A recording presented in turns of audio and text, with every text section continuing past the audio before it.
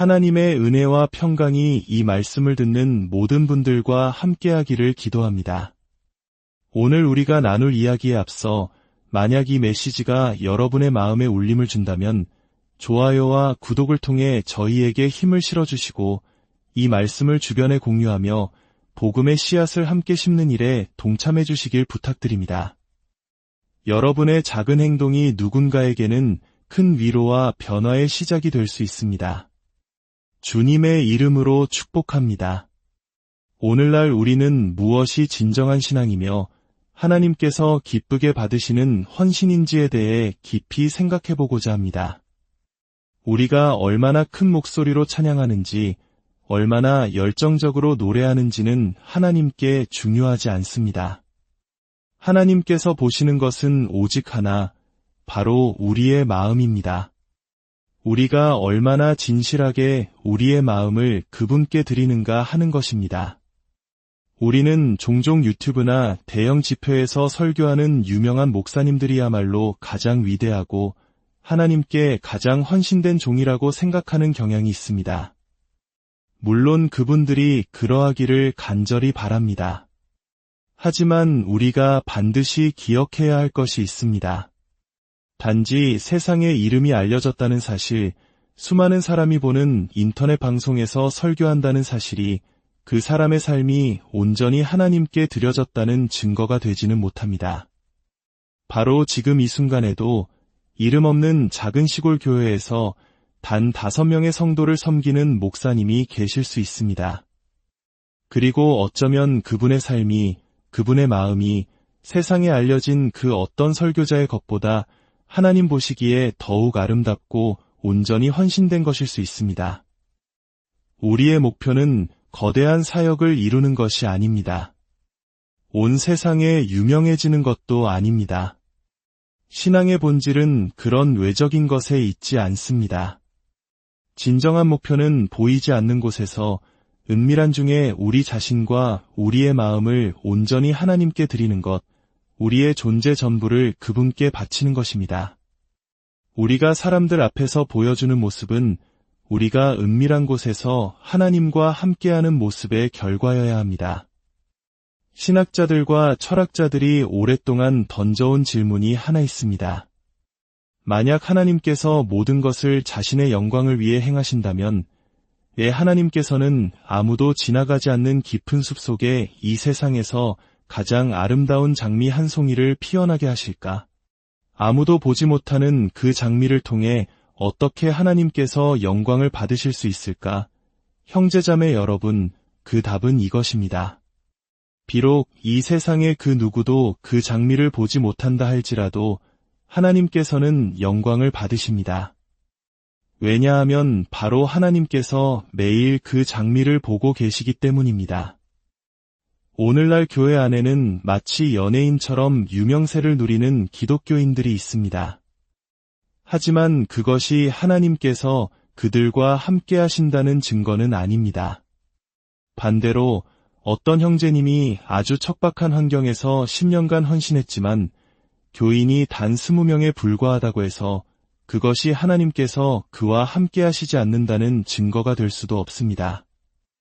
우리 각자는 세상의 기준이 아닌 오직 우리의 마음을 얼마나 주님께 드렸는가에 따라 그분 앞에서 평가받게 될 것입니다.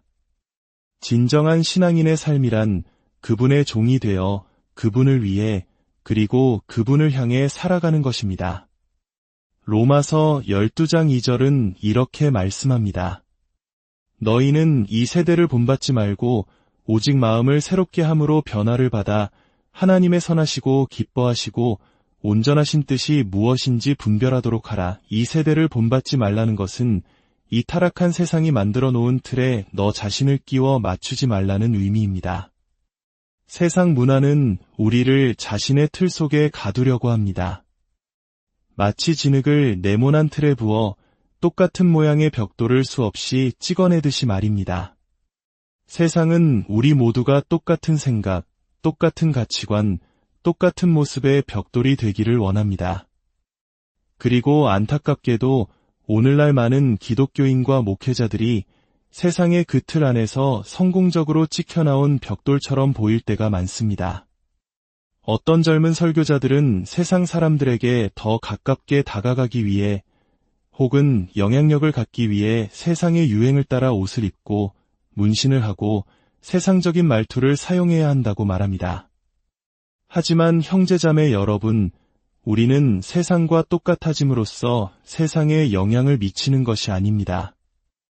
우리는 세상과 다르기 때문에 세상의 빛과 소금이 될 수 있는 것입니다. 우리는 세상의 사상을 받아들이는 자들이 아니라 하나님의 변치 않는 진리를 선포하는 자들입니다. 하나님께서는 세상의 것을 빌려와야만 세상을 구원하실 수 있는 분이 결코 아니십니다. 우리는 마치 세상에 아무것도 없는 외딴 섬에서 태어난 사람과 같아야 합니다. 그 섬에는 텔레비전도, 인터넷도, 세상의 책도 없고 오직 성경 한 권만 있는 것입니다. 그래서 우리의 삶에 유일하고 절대적인 영향을 미치는 것은 오직 성경 말씀뿐인 상태를 상상해 보십시오. 우리는 성경이 하나님의 영감으로 쓰인 오류 없는 말씀이라고 믿는 데서 그쳐서는 안 됩니다. 우리는 성경이 우리의 삶과 신앙의 모든 영역에 충분하다는 사실, 즉 성경의 충족성을 믿어야 합니다. 오늘날 수많은 목회자들이 입으로는 성경이 하나님의 말씀이라고 고백하면서도 실제로는 그 말씀을 충분하다고 믿지 않습니다. 그래서 교회의 문제를 해결하기 위해 성경이 아닌 세상의 심리학이나 사회학, 경영학의 원리를 가져옵니다.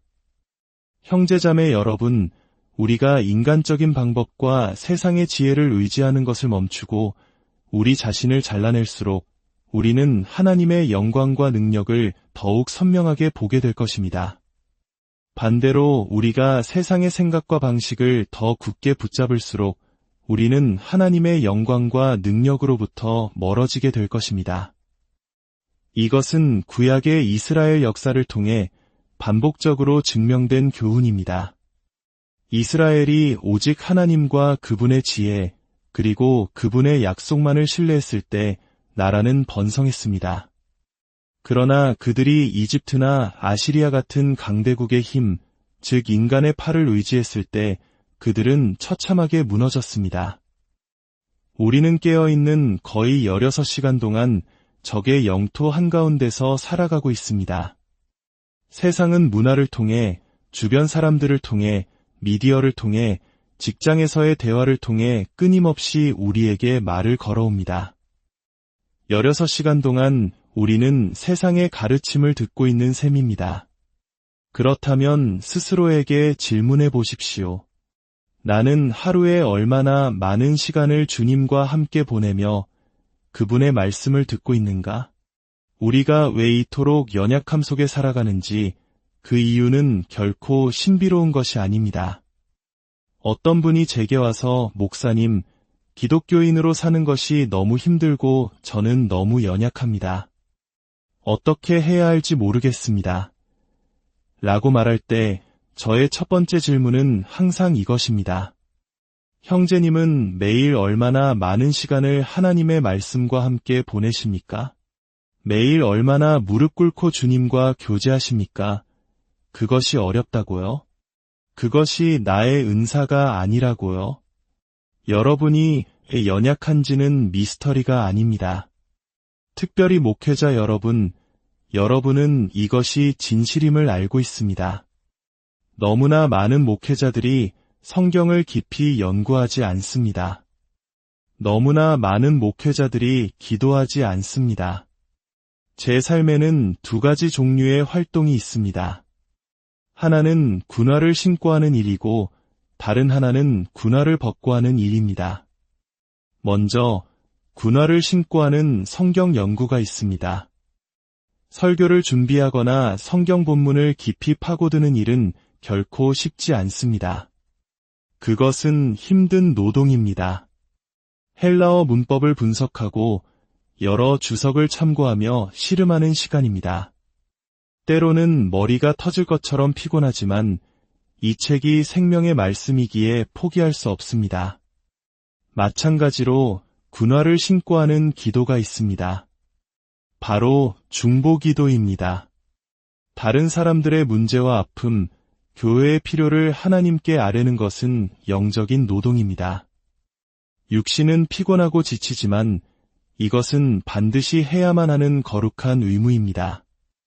하지만 우리의 신앙생활에는 군화를 벗는 시간 또한 반드시 필요합니다. 이것은 노동이 아니라 교제입니다. 해가 뜨기 전 고요한 새벽에 일어나 그저 주님과 함께 대화하는 시간입니다. 어떤 의무감도 없이 그저 그분과 함께 걷고 찬양하고 마음을 나누는 친밀한 시간입니다. 때로는 아무 말 없이 몇 시간이고 조용히 앉아 이렇게 고백할 뿐입니다. 주님, 믿음으로 살아야 함을 알지만 주님의 실제를 더 깊이 경험하고 싶습니다. 주님, 당신을 더 알기 원합니다. 제 마음이 주님을 갈망합니다. 주님, 때로는 주님의 영광을 더 보여주시지 않으면 한 걸음도 더 나아갈 수 없을 것 같습니다. 형제자매 여러분, 주님은 너무나 아름다운 분이십니다. 그리고 우리가 그분의 아름다움을 바라볼 때 우리는 변화됩니다. 그러나 오늘날 우리의 삶은 너무나 바쁘고 분주하여 그분을 조용히 바라볼 시간을 사탄에게 빼앗기고 맙니다. 사탄은 교묘합니다. 제 육신이 성경 연구보다 기도를 더 싫어한다는 것을 저는 압니다. 왜냐하면 성경 연구를 통해 지식을 얻으면 교만해질 수 있기 때문입니다. 제 육신은 지식을 뽐낼 수 있지만 기도는 오직 저를 낮추고 하나님만 의지하게 만들기 때문입니다. 그래서 사탄은 제가 기도하지 못하도록, 제가 말씀을 연구하지 못하도록 온갖 방법을 동원하여 방해합니다. 아침에 일어나자마자 가장 먼저 기도하고 말씀을 붙잡아야 하는 이유가 바로 여기에 있습니다. 우리는 이 세상에 살고 있지만 세상의 방식대로 살아서는 안 됩니다. 피할 수 없는 세상의 영향력도 있지만 우리가 의지적으로 피해야 할 것들도 분명히 있습니다. 매일같이 보지 말아야 할 것을 보고 듣지 말아야 할 것을 들으면서 거룩한 삶을 살아갈 수는 없습니다. 진정한 신앙인의 삶은 단순히 이 원칙을 어기지 말아야지라고 생각하며 사는 것이 아닙니다. 그것을 넘어 내 안에 거하시는 성령님을 슬프게 해드리고 싶지 않다는 마음으로 사는 것입니다. 내 안에 계신 성령님을 근심하게 하고 싶지 않다는 갈망으로 살아가는 것입니다. 성령으로 충만한 사람은 성령께서 근심하실 때 그것을 즉시 알아차립니다. 마치 날카로운 칼이 심장을 꿰뚫는 것과 같은 아픔을 느낍니다. 성경에서 성령님은 때로 비둘기로 묘사됩니다. 성령님은 온 세상을 창조하신 무한한 능력의 하나님이시지만 우리 신자들에게는 더없이 온유하고 민감한 분으로 다가오십니다. 그것은 우리가 얼마나 쉽게 그분을 근심하게 할 수 있는지를 가르쳐주기 위함일 것입니다. 성령의 능력이 아니고서는 우리는 아무것도 할 수 없습니다. 그런데 만약 우리가 설교단에 서기 전에 이미 우리의 삶으로 성령님을 근심하게 했다면 어떻게 성령께서 우리를 통해 능력 있게 일하실 수 있겠습니까? 말씀을 맺겠습니다. 우리는 복음을 통해 나타난 하나님의 위대하심을 깊이 묵상해야 합니다. 그리고 우리의 존재 전부를 그리스도께 온전히 드려야 합니다. 우리를 더럽히는 모든 세상의 것들로부터 우리 자신을 분리하여 진정한 하나님의 사람으로 살아가야 합니다. 세상에 보여지기 위한 삶이 아니라 오직 하나님께서 보시는 은밀한 중심이 진실한 삶을 살아내시는 저와 여러분이 되기를 주님의 이름으로 간절히 축원합니다.